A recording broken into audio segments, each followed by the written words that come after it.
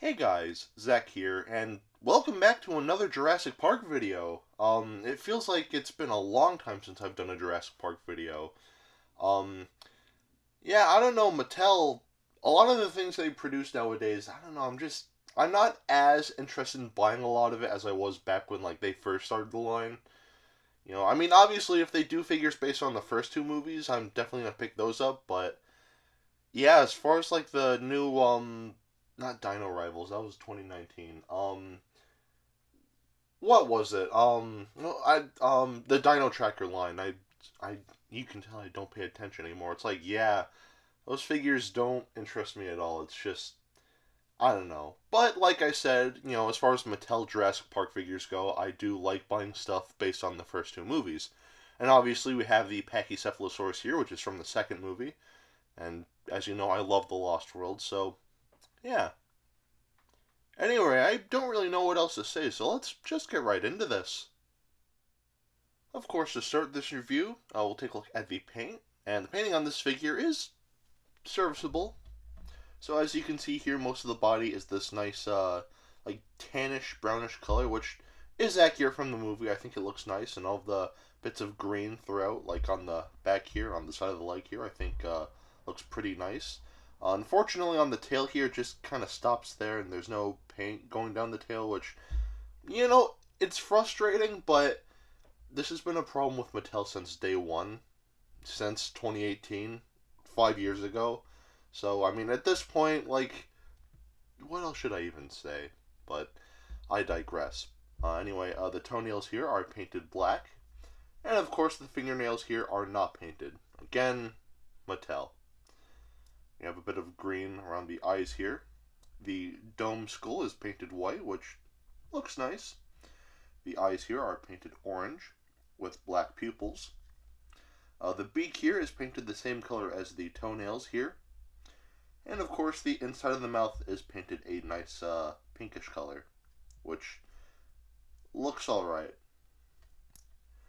And lastly, there's a little bit of a white underneath like the chest here and on the neck here, which looks nice, but again, it just would have looked nicer if just continued all the way down the tail. But again, Mattel, they love skimping out on the paint for some reason. I get it's cheaper, but I don't know, I still want a little more effort as far as, like, painting in my figures go, but I digress. Anyway, that's pretty much it for the painting on this figure, it's alright, again, it could be better, but, it's Mattel, and considering it's Mattel, it's not bad. So the painting here, I'd say gets 3/4 of a pass. Now we'll take a look at the articulation, and the articulation on this figure is pretty solid. So first off, the mouth can open like so. The joint on mine is a little tight, so getting it open for me is a little tedious, but once it's open, it's open. So, yeah. But we'll talk more about the joint in the mouth later when we talk about the sculpt. The head can look up that far and down that far. And there's a swivel here as well. And same with the neck, back about that far, down about that far, and a swivel here. The arms can move 360,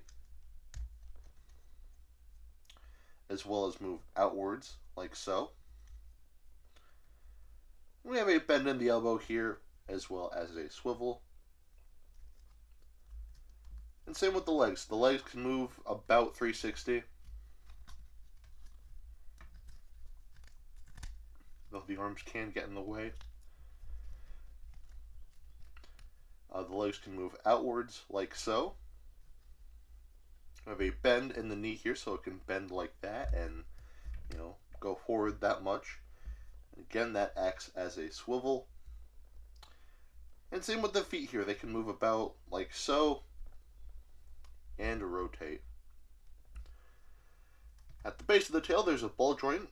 And lastly, there's a bendy wire in the tail, which I'm pretty sure you guys know how I feel about this. I really don't like bendy wires in figures because over time it's just going to snap, so be careful when posing this guy. I mean, this does feel sturdy, but not with this figure specifically, but like other figures that have like bendy wire tails. I've seen cases where like the wire actually like tears through the rubber bit here. So just yeah, be careful when you pose the bendy wire tail. But I digress.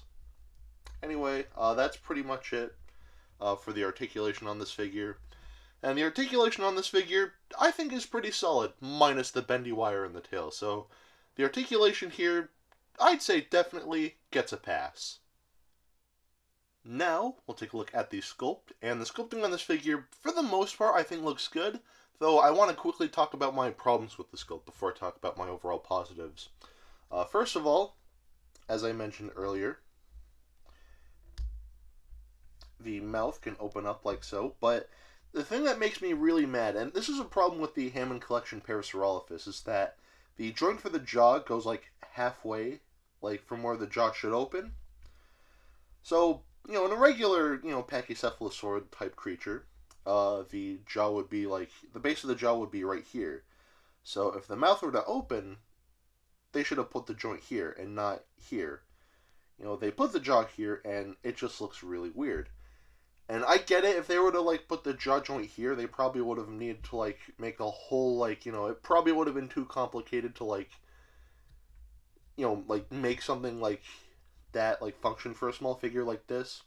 I get that, but at the same time, it's like when you put the joint here, it just looks really weird. And I honestly, hot take, I'd rather just have no mouth joint because at least for the herbivores, the carnivores, they do a good job of like keeping the joint for the jaws like here, but for the herbivores, they just kind of put it there, and it just looks like this poor animal has a broken jaw, and it just doesn't look natural at all. So I'm not a fan of this look. Granted, I can't always just keep it shut, and to be fair, that all automatically looks so much better, but the fact that it's still there, I think, is something that's worth pointing out. So yeah, also, the joint itself is still very noticeable there, so yeah, it just doesn't look too clean, but I digress. Another thing I don't like about the sculpt, um, the hands. Now, Pachycephalosaurus did have 5 fingers, both in real life and in the Lost World Jurassic Park, but for some reason they decided to give this figure a thumb, which I'm pretty sure the Pachycephalosaurus didn't have a thumb in the Lost World. So the fact that they included that here on this figure, I don't know. I'm sorry, that just looks really gross in my opinion, and just really creepy. I'm not a fan of that at all. And also, one last thing I want to complain about. The feet on this figure, this is nothing new, but the feet on this figure, a little too big. Not as bad as I've seen with other Hammond Collection figures, but they're still a noticeable, like, size, and yeah, the feet could have been smaller, but I digress. Anyway, as far as, like, the, like, overall, like, design of the figure itself, besides the feet and besides the jaw, I think the sculpting here still looks good, It's not accurate to the Stan Winston maquette from The Lost World, but to be fair, I don't think that's a bad thing, actually. You can have an inaccurate sculpt for a figure, based on something, but it still has to look good. And like I said, besides the jaw and the kind of big feet and the thumbs, I do think this figure has a nice sculpt. You can tell that like they just kind of went with their own thing when they were designing this figure. They weren't really basing it off of any like maquettes or anything like that, so they just kind of did their own thing here. And for the most part, I do think it looks nice. The head I think is a good size. The body's a good size. The tail's a nice length. The legs are not too short or not too long or anything like that. And overall, the sculpting here, it just looks nice. So, yeah. Anyway, that's pretty much it for the sculpting on this figure. And the sculpting on this figure is good. I'd say the sculpting here gets 3/4 of a pass. Now, we'll take a look at the detailing. And the detailing on this figure, I think, looks very good. So let's take a closer look. So as you can see in the face here, all the little bumps and all the little scales in the face here are detailed pretty nicely. Especially around the edge of the dome skull here. I think the detailing here particularly looks nice. And even the dome skull itself has a lot of nice detailing, all the cracks and all that. Again, just very nicely detailed. Going down to the neck here, again, we just have a lot of really nice creases and like wrinkles in the skin. And again, just a lot of really nice musculature. And that continues all the way down the body here, just a lot of really nice musculature here. The scaling looks good. And yeah, the creases and wrinkles just very nicely defined. And even on the limbs here, like the arms here, we have a nice bit of musculature here, which looks good. And same with the legs here again. Some nice musculature here on the leg here, and even in the calves, which looks great. And just the scaling just looks very nice. And even the feet, the little bits of scaling on the toes there, again, is detailed very nicely. Everything here is detailed very nicely, and everything here is just very nicely defined. And same with the tail, again, just a lot of really nice musculature, and just a lot of, all the creases and wrinkles and the little scales and whatnot are detailed very nicely. So yeah, there is a little hole here, which is how they inserted the little wire into the tail, but still, it is what it is, but still the rest of the detailing on the tail still looks good. And yeah, that's pretty much it for the detailing on this figure. The detailing here looks nice, so the detailing, I'd say, definitely gets a pass. Now we'll do some size comparisons. Here we have the Legacy Collection, Roland Tembo. The Pachycephalosaurus was definitely smaller in the movie, but to make a figure that size, like, in scale with Roland Tembo here, and have it, have the same points of articulation as the figure we have now, is kind of a challenge, so I understand why they made this figure as big as they did. So, yeah. Anyway, here we have the Hammond Collection Lost World Parasaurolophus. Here we have the 2018 Legacy Collection Pachycephalosaurus. Yes, I still have this thing, and yes, it still can't stand to save his life. Good enough. And of course, here we have some hand sanitizer. And here we have Dr. Billy Grant. So at the end of the day, should you get this figure? I'd say yes. There are some things that I'd do differently. I'd improve the paint. The sculpting, I feel like, could have been touched up a little more. And, a couple of minor things. But for the most part, I do think that this is a very nice figure. It's not the best figure in the world, but for what it is, it's a nice little figure. I do like it. It's alright. So, yeah. I'd say get this figure if you can. As far as price tags go, I think this guy is between, like, $12 to $15, which honestly isn't terrible.